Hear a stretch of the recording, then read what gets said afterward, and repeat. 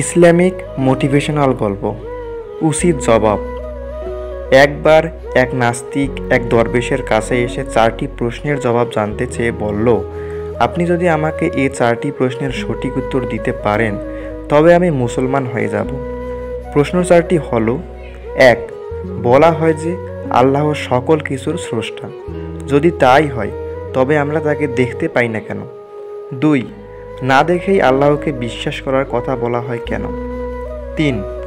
ইবলিস তথা জিন জাতি আগুনের তৈরি, সুতরাং ওরা জাহান্নামের আগুনে কিভাবে পুড়বে, অর্থাৎ আগুনকে আগুন দিয়ে কিভাবে পোড়ানো যাবে? 4. বলা হয় যে আল্লাহর ইচ্ছা ছাড়া কিছুই হয় না, তাই যদি হয় তবে মানুষ তার কৃতকর্মের জন্য শাস্তি পাবে কেন? দরবেশ প্রশ্নগুলো শুনে নাস্তিক লোকটিকে কৃত্রিম কোদ দেখিয়ে পার্শ্বে পড়ে থাকা একটি মাটির ঢেলা হাতে নিয়ে ওই নাস্তিক লোকটিকে ছুঁড়ে মারলেন। এতে লোকটির মাথায় আঘাত লেগে ফেটে গেল। তখন দরবেশ বললেন, এ হচ্ছে তোমার 4টি প্রশ্নের জবাব।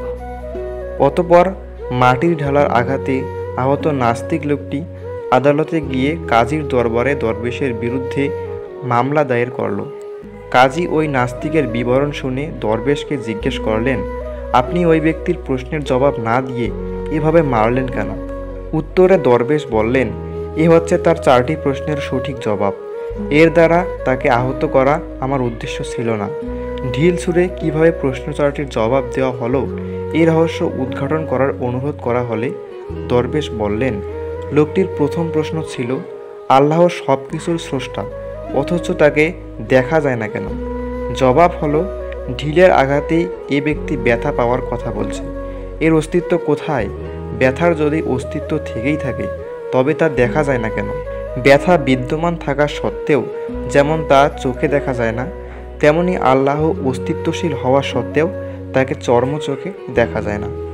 তার দ্বিতীয় প্রশ্ন ছিল, আল্লাহকে না দেখে বিশ্বাস করব কেন? চোখে না দেখে যদি ব্যথার কথা বিশ্বাস করা যায় তবে আল্লাহকে না দেখে বিশ্বাস করতে অসুবিধা কোথায়? তার তৃতীয় প্রশ্ন ছিল, শয়তান ও জিন আগুনের তৈরি হয়েও জাহান্নামের আগুনে পুড়বে কিভাবে? মানুষও মাটির তৈরি। মাটির তৈরি মানুষকে যদি মাটির ঢেলার আঘাতে ব্যথা দেওয়া যায় তবে আগুনের তৈরি জিনকে আগুনে পোড়ানো যাবে না কেন? তার চতুর্থ প্রশ্ন ছিল, আল্লাহর ইচ্ছা ছাড়া কোনো কিছুই ঘটে না, তাহলে মানুষের কৃতকর্মের জন্য মানুষকে শাস্তি দেওয়া হবে কেন? আল্লাহর ইচ্ছায় যখন সব কিছুই হয় তবে ঢিল ছুঁড়া, তার গায়ে আঘাত লাগা, রক্তপাত ও ব্যথা সবই তো তার ইচ্ছাতেই হয়েছে। সুতরাং এ ব্যাপারে আদালতে অভিযোগ করার কি আছে? এর যদি অভিযোগ ও বিচার চলে এবং শাস্তি বর্তায় তবে মানুষের কৃতকর্মের বিচার, সুফল ও কুফল ভোগ কেন মিথ্যা হবে? দরবেশের এই অভিনব জবাব শুনে নাস্তিক লোকটি হতভম্ব হয়ে গেল এবং ইসলাম ধর্ম গ্রহণ করল। শিক্ষা: আল্লাহর আরশে সমাসীন তহা 5। তিনি সেখান থেকে গোটা সৃষ্টি জগৎ পরিচালনা করছেন। তার এখতিয়ারের বাইরে কোনো কিছুই নেই। তাকে না দেখে বিশ্বাস করার নাম ঈমান।